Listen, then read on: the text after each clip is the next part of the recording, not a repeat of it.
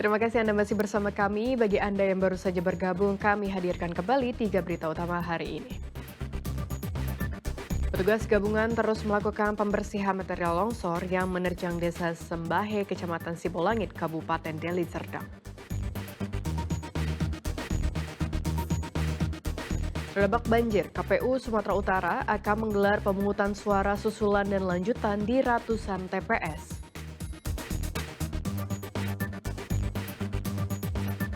Tim gabungan mengungkap perdagangan ilegal satwa dilindungi dengan nilai kerugian negara mencapai 298 miliar rupiah. Personel TNI dan polisi diduga terlibat.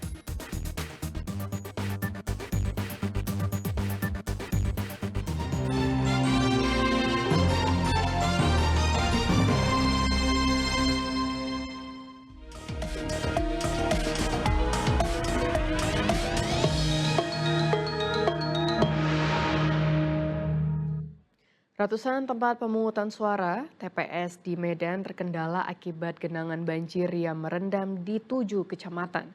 Sebagian TPS yang terdampak banjir terpaksa mengembalikan logistik pilkada ke kelurahan. Sejumlah TPS di Jalan Gaperta, Medan, Helvetia, seperti di TPS 026 Jalan Gaperta, terpaksa mengembalikan logistik pilkada ke kelurahan akibat banjir yang merendam di sekitar TPS. Di tempat ini terdapat lebih dari 20 tenda TPS yang terpaksa dibongkar akibat banjir. Ya, dampaknya ginilah, kita mengapakan suara gitu belum bisa. Dari awal jam 7 kan banjir sudah datang.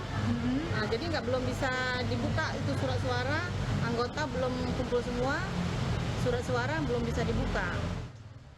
Kondisi berbeda terlihat di TPS 024 yang juga terdampak genangan banjir di Jalan Gaperta Ujung.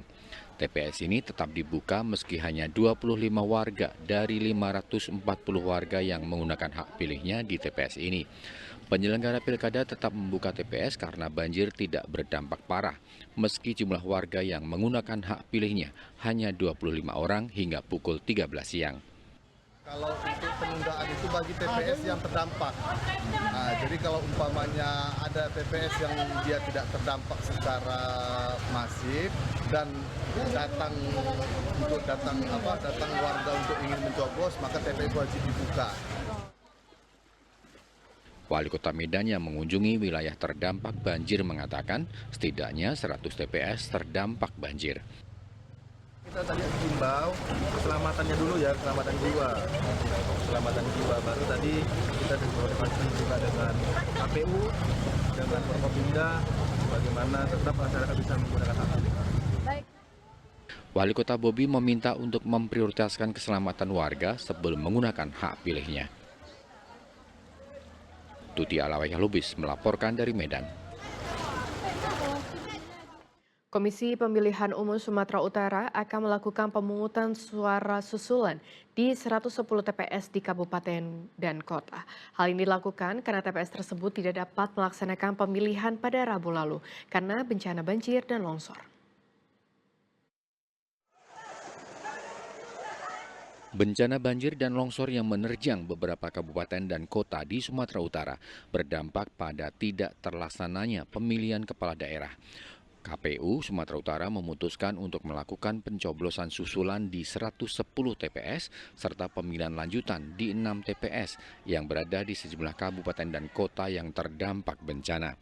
Keputusan ini berdasarkan hasil rapat koordinasi yang melibatkan perwakilan pasangan calon, Forkopimda Sumatera Utara dan Bawaslu Sumatera Utara. Rapat koordinasi memutuskan akan dilakukan pemungutan suara susulan terhadap 110 TPS yang tersebar di 5 kabupaten kota, yaitu Kota Medan 56 TPS, Kabupaten Deli Serdang 30 TPS, Kota Binjai 20 TPS, Kabupaten Asahan 2 TPS, dan Kabupaten Nias Induk sebanyak 2 TPS. Ketua KPU Sumatera Utara menyatakan pemungutan suara susulan dan lanjutan akan dilaksanakan selambat-lambatnya 10 hari setelah KPU Sumut mengeluarkan surat keputusan untuk dilakukannya pilkada susulan dan lanjutan kepada KPU Kabupaten dan Kota. Dari rapat tersebut kita mendapat laporan, menerima data menyangkut kondisi yang ada terkait dengan pelaksanaan pemungutan dan penghitungan suara di TPS. Jadi hari ini kita sampaikan kepada peserta rakor, Forkopimda dan juga LO bahwa ada beberapa kabupaten dan sejumlah TPS yang harus dilakukan pemungutan suara susulan dan juga pemungutan suara lanjutan. KPU mengimbau warga agar tetap tenang dan memberikan kepercayaan kepada KPU dalam menyelesaikan proses pilkada sesuai dengan ketentuan yang berlaku. Muhammad Hamdani melaporkan dari Medan. Calon Gubernur Sumut nomor urut 2, Edi Rahmayadi menggelar pertemuan dengan Badan Saksi Pemilu Nasional di kantor DPD PDI Perjuangan Sumut, Jalan Jamin Ginting, Medan Tuntungan. Kedatangan Edi untuk mendapatkan data terbaru versi Badan Internal Partai, versi Quick Count yang beredar. Edi Rahmayadi menggelar rapat koordinasi dan konsolidasi dengan seluruh pengurus partai PDIP di kabupaten kota di Sumatera Utara.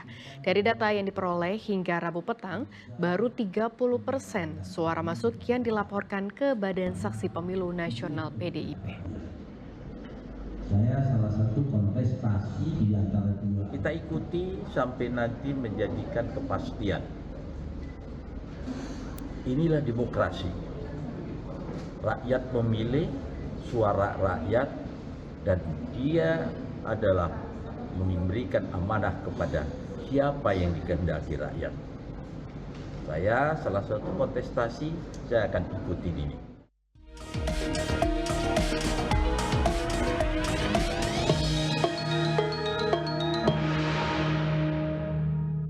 Kita ke informasi lain. Petugas Gabungan Penegakan Hukum Kementerian Lingkungan Hidup dan Kehutanan, Kodam 1 Bukit Barisan dan Polda Sumut mengungkap perdagangan ilegal satwa dilindungi dengan berat 1,2 ton.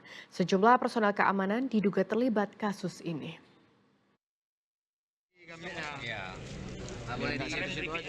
Perburuan satwa dilindungi masih terus terjadi, bahkan melibatkan personil TNI Polri.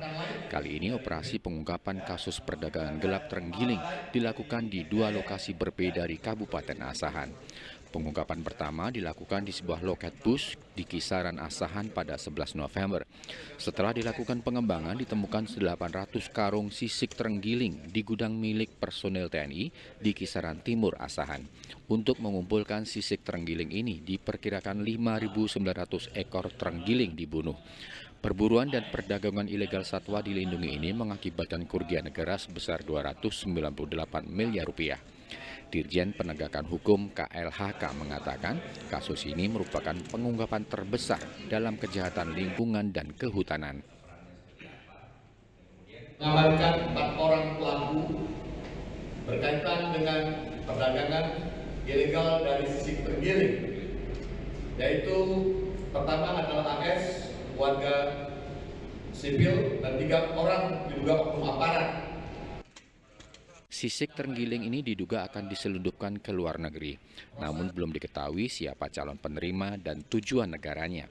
Tim gabungan masih menelusuri jalur pengiriman dan perdagangan ilegal satwa dilindungi ini. 2 prajurit TNI yang terlibat telah diserahkan ke Pomdam 1 Bukit Barisan. Begitu pula dengan personel polisi yang terlibat sudah dalam penanganan Propam Polda Sumut. Sementara warga sipil yang menjadi tersangka telah ditahan di rutan Tanjung Gusta dengan ancaman hukuman maksimal 20 tahun penjara. Tuti Alawiyah Lubis melaporkan dari Medan.